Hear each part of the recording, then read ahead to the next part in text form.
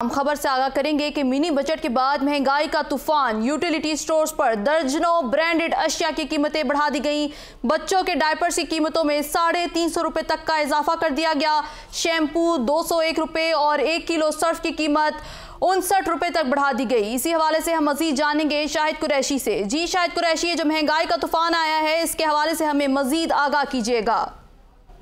जी बिल्कुल, mini budget के बाद हुकूमत की जानिब से जनरल सेल टैक्स में 1% इजाफा किया गया, जिसके बाद यूटिलिटी स्टोर पर दर्जनों ब्रांड्स की अशिया की कीमतें भी बढ़ा दी गई। शैम्पू 201 रुपए और सर्फ जो है वो भी 59 रुपए फी किलो जो है वो महंगा किया गया। इसके अलावा साबुन, हैंड वॉश, बच्चों का खुश्क दूध जो है और इसके अलावा फार्मूला दूध ये भी महंगा किया गया।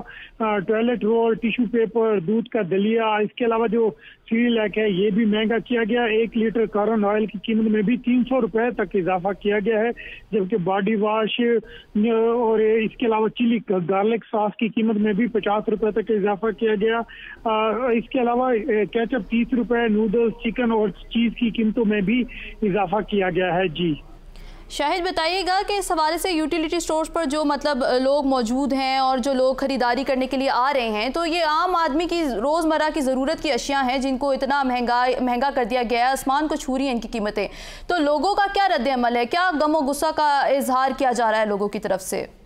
देखिए कि मिनी बजट के बाद जब से ये महंगाई हुई है और यूटिलिटी स्टोर वो ब्रांड से जहाँ पर लोग गरीब जो लोग हैं वहाँ पर वो थोड़ी सस्ती अशिया जो है उनको मैसर होती है, लेकिन अशिया महंगी होने के बाद जो अवाम है उनका रद्द-ए-अमल इंतहाई सख्त है और वो गुस्से का इजहार भी कर रहे हैं, क्योंकि लोगों का ये कहना है कि हमें 2 वक्त की रोटी खाना भी नसीब नहीं हो रहा और अशिया की कीमतों में जी अवाम को 2 वक्त की रोटी और खाना भी नसीब नहीं हो रहा। शाहिद कुरैशी हमें तफसीलात से आगाह कर रहे थे।